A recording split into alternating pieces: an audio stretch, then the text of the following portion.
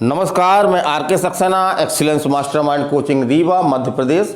और ये हमारी एमपी पटवारी की क्लास है और उसमें मैं ख़ास तौर से जो पढ़ा रहा हूँ मैनेजमेंट, जनरल मैनेजमेंट या समान प्रबंध। तो ये प्रबंध की हमारी चौथी क्लास है। ये 3 क्लास का वीडियो आपके हमारे यूट्यूब चैनल में अवेलेबल है, उसको आप देख सकते हैं। तो आज हमारा टॉपिक है आपका प्रबंध का क्षेत्र। तो इससे क्वेश्चन बन सकते हैं आपके। तो किसी चीज़ का क्षेत्र हम भाव से समझ रहे हैं, वही भाव जो है वो प्रबंध के संबंध में है। क्या हो गया? ये हमको ना आने दो, हम ना आए कोई ज़रूरत नहीं है, है ना। हमारी आवाज़ आनी चाहिए। तो पहले हम जानें कि प्रबंध के क्षेत्र का मतलब क्या है। तो प्रबंध के अंतर्गत किन बातों का अध्ययन किया जाता है, इसे ही हम क्या कह सकते हैं? प्रबंध का क्षेत्र कह सकते हैं। इसे हम क्या कह सकते हैं? प्रबंध का क्षेत्र। चलिए, तो जैसा हमने अभी पिछले क्लासों में पढ़ा था कि प्रबंध जो है वो, प्रबंध का क्षेत्र जो है वो काफ़ी व्यापक है ना, काफ़ी व्यापक है। उसको सीमाओं में बांधना जो है वो एक बहुत बड़ा मुश्किल काम है। तो चलिए हम कोशिश करते हैं उसको सीमा में बांधने की। इतनी सीमा तक बांधेंगे कि आपके एग्जाम में क्वेश्चन बन जाए, आ जाए उससे।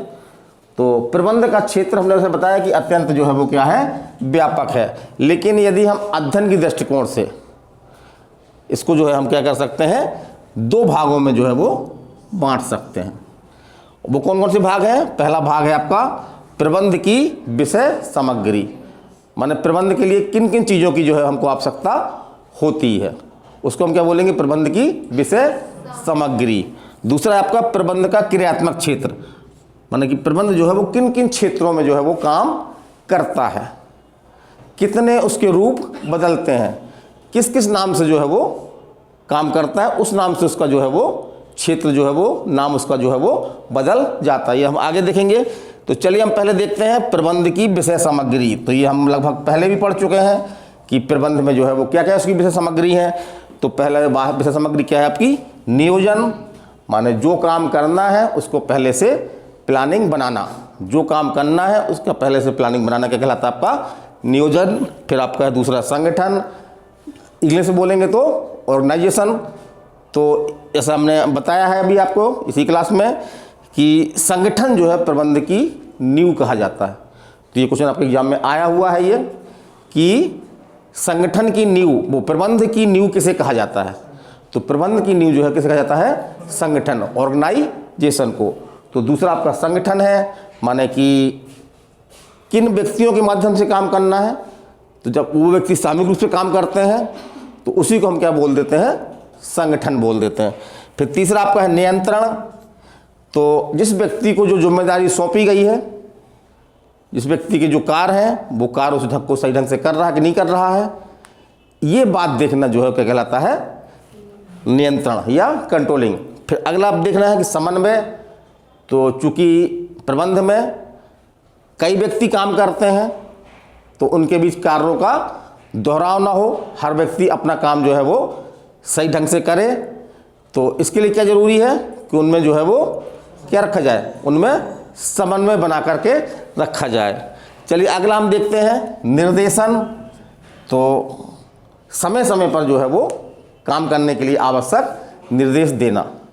तो प्रबंध में भी जो है निर्देश दिए जाते हैं।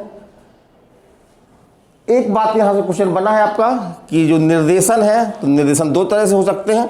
एक तो हम मौखिक निर्देश दे सकते हैं, दूसरा हम जो है वो लिखित निर्देश दे सकते हैं। तो इसमें जो प्रबंधकों का जो मत रहा है कि यदि संगठन बड़ा है तो उसमें किस तरह के निर्देश होने चाहिए? लिखित निर्देश जो है वो सर्वोत्तम है ना। लिखित निर्देश जो है वो सर्वोत्तम है, क्योंकि अगर निर्देश लिखित होंगे तो उसको सही ढंग से लागू किया जा सकता है। जिस व्यक्ति को निर्देश दिए गए हैं वो उससे भ्रमित नहीं होगा, उसको स्पष्ट रूप से जो है वो समझ सकता है और कभी उसकी अवहेलना नहीं करेगा। चलिए अगला देखते हैं। अगला है आपका अभिप्रेरण, जो भी बहुत महत्वपूर्ण चीज़ है। किसी व्यक्ति को प्रेरणा देना, किसी व्यक्ति को प्रेरणा देना। इसको इंग्लिश में बोलेंगे, क्या बोला हमने इंग्लिश के शब्द इसके लिए? मोटिवेशन। तो मोटिवेशन एक बहुत बड़ी चीज़ है।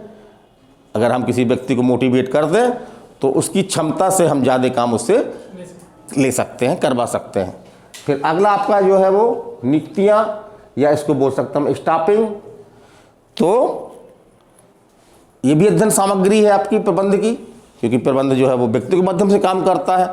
तो उसमें योग्य व्यक्तियों की भर्ती करना, उनका वेतन निर्धारित करना, उनका समय समय पर ट्रांसफ़र करना, और यदि कोई व्यक्ति सही ढंग से काम नहीं कर पा रहा है तो उसको जो टर्मिनेट करना, ये सभी जो है वो आपका हो। तो ये आपका कौन सा हो गया, प्रबंध की विषय सामग्री, है ना। फिर दूसरा हम देखते हैं प्रबंध का क्रियात्मक क्षेत्र। तो प्रबंध बहुत सारी क्रियाएं करता है, प्रबंध जो है वो बहुत सारी क्रियाएं करता है, तो उन्हीं को हम क्या बोलते हैं, प्रबंध के क्रियात्मक क्षेत्र। जैसे अनुरक्षण या देखभाल प्रबंध, दूसरा है आपका कार्यालय प्रबंध। तो हर प्रबंध में एक कार्यालय होता है जहाँ से काफ़ी सामग्रियों का जो है वो लेन देन होता है, लिखा पढ़ी होती है वहीं पे, वहीं से जो है निर्देश दिए जाते हैं, वहीं से मुख्य मुख्य बातों का क्या होता है, संचार होता है। तो दूसरा आपका है कार्यालय प्रबंध। तीसरा है आपका वित्तीय प्रबंध। तो प्रबंध जो काम करता है तो उसको वित्तीय आवश्यकताएं होती हैं, पैसा कहाँ से आएगा, किस तरह से आएगा, किस बैंक से लोन लेना है, ये सभी बातें आपकी जो है किस में आती हैं, वित्तीय प्रबंध में आती हैं। फिर विकास प्रबंध, तो हर वस्तु जो है समय के अनुसार जो है वो धीरे धीरे अनुपयोगी होने लगती है या उसकी उपयोगिता कम होने लगती है, तो हमको हर चीज़ का, है ना, आगे की ओर ले जाना, यही प्रक्रिया कहलाती है विकास। तो आपका चौथा क्या हो गया, विकास प्रबंध हो गया। फिर आपका विपणन, तो विपणन का मतलब होता है कि माल का एक स्थान से दूसरे स्थान ले जाना। भाई कोई कंपनी उत्पादन करेगी तो क्या करेगी, उस माल को जो है वो उपभोक्ता तक पहुंचाना, इसी प्रक्रिया को हम क्या बोलते हैं, विपणन। तो इसके लिए जो है वो एक अलग से जो है वो विपणन प्रबंध काम करता है। फिर आपका परिवहन, तो किस तरह से कच्चे माल लाना है हमारे पास और किस तरह से वस्तुओं को ले जाना है, एक परिवहन की व्यवस्था होने की, किस माध्यम से ले जाना है, ट्रक के माध्यम से ले जाना है या कोई अन्य नाव के माध्यम से ले जाना है। तो ये सब चीज़ें कौन देखता है, आपका परिवहन प्रबंध देखता है। फिर एक आपका उत्पादक प्रबंध, तो उत्पादन किस तरह से हो रहा है, उत्पादन सही ढंग से हो रहा है कि नहीं हो रहा है ना, क्या इसमें कमियां हैं, तो वो ये देखती है कि समय अनुसार जो जितना उत्पादन हमारा होता था उतना उत्पादन हो रहा है कि नहीं हो रहा है, उत्पादन में हमने वृद्धि के प्रयास किए, क्या वास्तव में उत्पादन बढ़ा कि नहीं बढ़ा।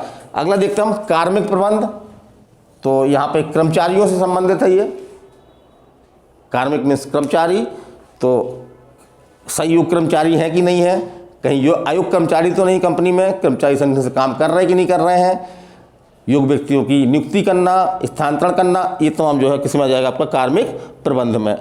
फिर क्रय प्रबंध, तो हर कंपनी, कोई भी कंपनी हो, क्योंकि हम ज़्यादातर प्रबंध को व्यवसाय के रूप में देखते हैं, ज़्यादातर हम जो प्रबंध पढ़ते हैं तो हमारा दृष्टिकोण क्या होता है, व्यवसायिक दृष्टिकोण होता है कि किसी व्यापार में हम प्रबंध की बात कर रहे हैं। तो कंपनी भी क्या करती है, कोई कंपनी है वो क्या करती है, बहुत सारी चीज़ों का क्या करती है, क्रय करती है, माने लोगों से खरीदती है, उसको हम रॉ मटेरियल बोल सकते हैं। तो एक प्रकार से एक संगठन होता है, इसके अंदर कुछ व्यक्ति होते हैं, वो व्यक्ति क्या काम करते हैं, उनका काम यही है कि किस तरह से क्रय करना है, निविदा बुलाना, है ना, कहाँ से हम वस्तुएं खरीदें, ये सब बात का निर्धारण करने के लिए जो है इनके पास क्या होता है, एक क्रय प्रबंध होता है। फिर इसके बहुत सारे हैं, अनगिनत हैं, अपन उनको शब्दों में नहीं बांध सकते हैं। जैसे कि प्रतिरक्षा प्रबंध, तो कोई कंपनी काम कर रही है तो उसकी सुरक्षा से संबंधी जो भी प्रबंध है वो क्या कहलाएगा, आपका प्रतिरक्षा प्रबंध कहलाएगा। फिर आपका पर्यावरण प्रबंध, माने कंपनी किस परिस्थितियों में काम कर रही है, अगर कंपनी में काम करने की उचित परिस्थितियां नहीं होंगी तो निसंदेह रूप से उत्पादन जो है वो प्रभावित होगा। तो एक व्यक्ति ये देखता है कि हमारी कंपनी के कर्मचारी जो काम कर रहे हैं उनके लिए वातावरण कैसा, सही है कि नहीं है, उचित वातावरण है कि या नहीं है। फिर हम देखते हैं अगला, तो शिक्षण प्रशिक्षण प्रबंध, तो ये कहा जाता है कि किसी काम के लिए जो है वो हमको निपुण व्यक्ति कम ही मिलते हैं, तो कंपनी क्या करती है, भर्ती कर लेती है और फिर उसको कार्य के अनुसार जो है वो उसका शिक्षण और प्रशिक्षण माने उसको ट्रेनिंग देती है। तो एक अलग सिस्टम काम करता है यहाँ पे। फिर हम देखते हैं आपका समय प्रबंध, तो प्रबंध का एक महत्वपूर्ण क्षेत्र ये भी है कि जो भी काम हो रहा है, जो उत्पादन हो रहा है, क्या उसमें उचित समय लग रहा है कि नहीं लग रहा, कहीं ऐसा तो नहीं कि समय हमें कुछ ज़्यादा लग रहा है, समय ज़्यादा लगेगा तो क्या होगा, माल की कीमत जो है वो क्या, लागत क्या होगी, बढ़ेगी। तो समय पर जो है वो हर काम हो, कितनी जल्दी हम वस्तुओं का उत्पादन कर सकें, तो ये कौन देखता है, आपका ये समय प्रबंध दिखता है।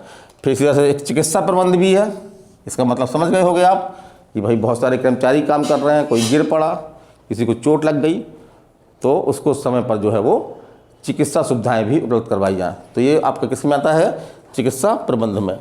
फिर बहुत सारी बड़ी बड़ी कंपनियां होती हैं, वो क्या करती हैं, है ना, वस्तुओं का आयात निर्यात भी करती हैं। तो उसके लिए एक अलग से तंत्र होता है, वो क्या कहलाता है आपका? आयात निर्यात प्रबंध। अब हमने कुछ यहाँ पे कुछ फैक्ट छांटे हैं, ये लगभग एग्जाम में आए हुए हैं ये। तो ये कथन देखिए सही है कि नहीं है? प्रबंध सामूहिक प्रकार का प्रयास है। तो ये कथन जो है आपका सही है, क्योंकि एक व्यक्ति प्रबंध नहीं कर सकता। प्रबंध का समान अर्थ ये है कि दूसरे व्यक्ति से काम कराने की कला जो है वो क्या है? प्रबंध है। दूसरे व्यक्ति से काम करवाने की कला क्या है? प्रबंध है। फिर दूसरा देखिए, ये शब्द आया है कि ESOP का संबंध जो है किस तरह के प्रबंध से है? तो वो है आपका मानव संसाधन प्रबंध। तो ESOP का संबंध किससे है? मानव संसाधन प्रबंध से। फिर तीसरा देखते हैं हम कि एक क्वेश्चन पूछा है कि प्रबंधक द्वारा सर्वोत्तम विकल्प का चुनाव करना क्या कहलाता है? माने कोई एक मैनेजर है और उसके पास 2-3 विकल्प हैं, उनमें से किसी एक विकल्प वो चुनता है, तो ये क्रिया जो है वो क्या कहलाती है? क्या कहलाती है? निर्णयन, है ना, निर्णयन या डिसीजन, निर्णयन या डिसीजन। और एक क्वेश्चन आपका ये भी एग्जाम में आया है आपका कि प्रबंध के संपूर्ण ढांचे की नींव किसे कहेंगे या किसे कहा जाता है?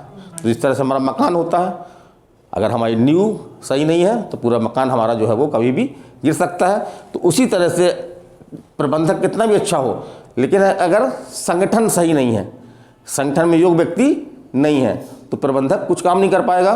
तो इस प्रकार से हम कह सकते हैं कि प्रबंध के संपूर्ण ढांचे की नींव क्या है? क्या है? संगठन है। इसमें विकल्प भी देगा, संगठन है, नियोजन है, समन्वय है, नियंत्रण है, निर्देशन है, कुछ भी विकल्प दे सकता है। आपका आंसर क्या होगा? संगठन है। तो मेरी ये आपकी मध्य प्रदेश पटवारी की जनरल मैनेजमेंट की क्लास थी, कैसी लगी आपको बताइएगा। चलिए अगली क्लास में फिर मिलेंगे। नमस्कार, धन्यवाद।